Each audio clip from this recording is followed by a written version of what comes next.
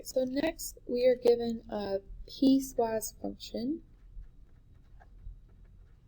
So a piecewise function just means that this function is broken up into different graphs, this is a quadratic or this is just a line, so different pieces of the function.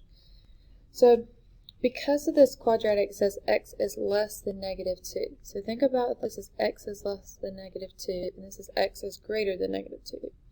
So when we get to part A, it says the limit as x approaches negative 2. So your first key here is, okay, this is negative 2, and that's what they were talking about here, from the left. So if we're talking about the left of negative 2, that's when it would be less than negative 2. The left of the negative 2, we would use this top one. So we're going to just use direct substitution, and we're going to plug it into that top equation because that's the one that's on the left. So we're going to have 2 times, we're going to plug in negative 2 for x. So that'll give us 8 minus 6, which will give us 2. Alright, so then part B, it says the limit as x approaches negative 2 from the right. Well, once again, we're talking about negative 2, which is where this changes graphs. Because we want to do the right side, we want to look where x is greater than negative 2. So we're going to do direct substitution with the second equation there. So that'll give us 1 plus 1, so that'll also give us 2. So now that it asks me the limit as x approaches negative 2, because the left side was 2 and the right side was 2, we know that the limit has to be 2. Okay, so if they would have just asked us part C without part A and part B, we would have had to check the left and the right limits. And so the reason is because our limit as x approaches negative 2 from the left of g of x is equal to our limit as x approaches negative 2 from the right. Okay, so for the next 5 problems, we are just going to mix in, find the limits analytically. So just remember, we always have direct substitution, then factoring, rationalization, and then we might have those wholes and vertical asymptotes. So for part A, we're just going to always try direct substitution. So we're going to plug in E. So guys, E is a number. We're going to plug it in. Okay, ln and E are inverses of each other. So when you multiply or when you take ln of E, that just cancels out to be a 1. So this is just going to end up being 1 over 2E. And that works. So all we used here was direct substitution.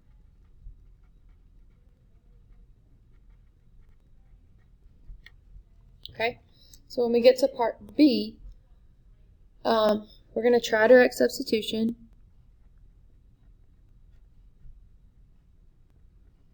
When you're trying direct substitution, all you really care about is the denominator. Well, I'm going to end up with 9 minus 9, which is 0, so we can't use direct substitution. So our next step would be to try to factor. So we're going to factor. So we can't do anything to the numerator. Denominator we could factor into x plus 3 and x minus 3. Well, nothing cancels. So if nothing cancels, that means we don't have any wholes, so we're not going to be able to do any direct substitution. So we're looking at x is 3. So from this information, x equals 3 is a vertical asymptote because remember that's non-removable and it stays in the denominator. Well, if they're asking a vertical asymptote, remember, if they're just asking for the number and not the left or the right, it doesn't exist always. So this limit as x approaches 3 for this equation does not exist. Okay. If it would have asked us for the left or the right, we could have plugged in some numbers to figure out if it was positive or negative infinity. But if they're just asking you at that vertical asymptote, it doesn't exist. Here's a picture representation because it could be going infinity, negative infinity, and those aren't real numbers. That's one. Alright, part C, let's go ahead and try out direct substitution.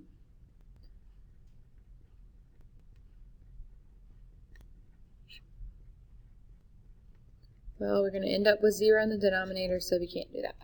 So next step would be to factor. Okay, so I'm going to come over here to the side and factor the top part. So because we have the number out front, we're going to have to use the AC method. So 3 times 2 is 6. two numbers that multiply to 6 and add to 7, 6 and 1. Bring down your first term. We're going to replace the 7x with 6x and 1x and bring down your last term. Then if I group first two terms, the GCF is 3x, which will leave me with x plus 2. Last two terms, GCF is 1, which will leave me with x plus 2. So they're the same, which is good. So we're going to have 3x plus 1 times x plus 2. Okay, so factor the numerator, 3x plus 1 times x plus 2. And then the denominator, we have difference of squares, so x plus 2 and x minus 2. So we can cancel out x plus 2. Now, let's just kind of look at this before we go any further. They're asking us about 2, okay? If I do direct substitution, you can try to do it, but if I plug in 2 here, even after I cancel, it's not going to work. And that's because of this. So x equals 2 is a vertical asymptote again, just like it was on part B. But they are asking me from the right side, so we can actually figure that out. So if you remember what you're going to do, you're going to take your simplified version, 3x plus 1 over x minus 2, and you're going to plug in, because we're looking at the right side, a number that's a little bit bigger than 2. So let's plug in 2.1. And all we care about is the sign. Okay, so I'm going to do 3 times 2.1 plus 1 over 2.1 minus 2. So the numerator would be a positive number, and the denominator would also be a positive number. So this is going to be a positive. So what this tells me is the limit as x approaches 2 from the right is going to go towards positive infinity. Okay?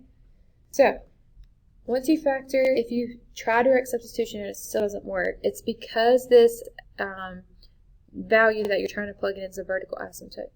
The answer does not exist if they just ask you at that number, but if they ask you for the right or left, this is where you're plugging in either a smaller or a larger number depending on which side. Okay, part B. So we're going to try to do direct substitution. As you can see, a lot of times it doesn't work, but so here when you cancel out those two, that'll be 0, so it's not going to work. So we're going to factor. Now, a little review from factoring. These are perfect cubes. For perfect cubes, there was a formula.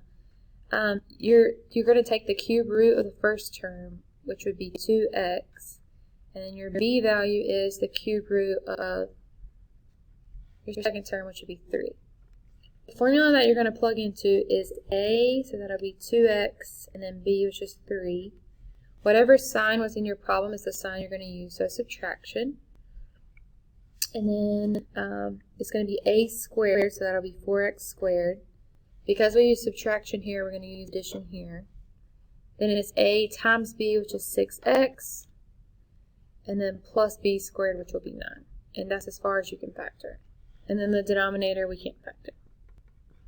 Well, as you can see here, the 2x minus 3's can cancel.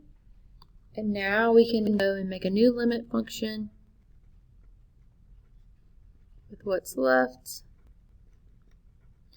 And now I can do direct substitution, and it should work because we do not have any fractions or rational functions to give us 0 in the denominator. So if you calculate that, this will be 4 times 9 over 4. 18 divided by 2 is 9. So it's really going to be 9 times 3, so this will give us 27. Okay, and then our last problem. Try to do direct substitution.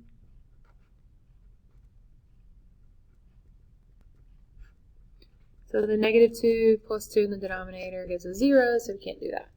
So because this has the square root, instead of factoring, you're going to rationalize. So you're going to take that fraction, and you're going to write it out. And you're going to multiply by what's called the conjugate. It's the same thing with the square root, but you're going to change the subtraction to an addition. In the numerator and the denominator. And then you're going to multiply it out. Square root of 2x plus 5 times square root of 2x plus 5 is just 2x plus 5. Okay, square root of 2x plus 5 times 1 is just going to be square root of 2x plus 5. Negative 1 times square root of 2x plus 5 is negative square root of 2x plus 5. And then negative 1 times 1 is negative 1. You are not going to multiply out the denominator. Okay, so square root of 2x plus 5 cancel, which remember the middle always should. And then the numerator you're going to end up with 2x plus 4. We're not going to do anything to the denominator. So remember I told you something has to always cancel. If it doesn't cancel, you messed up. Well, just because it doesn't look like it cancels at first doesn't mean it can't. So in the numerator here, we could factor out a GCF of 2.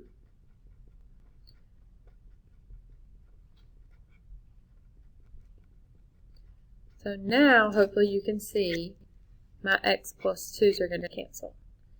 So we are going to come over here and we're going to make a new limit with what's left. We have 2 left in the numerator, and we have the square root of 2x plus 5 plus 1 left in the denominator. And now we're going to try direct substitution. So we're going to plug in that 2, or negative 2.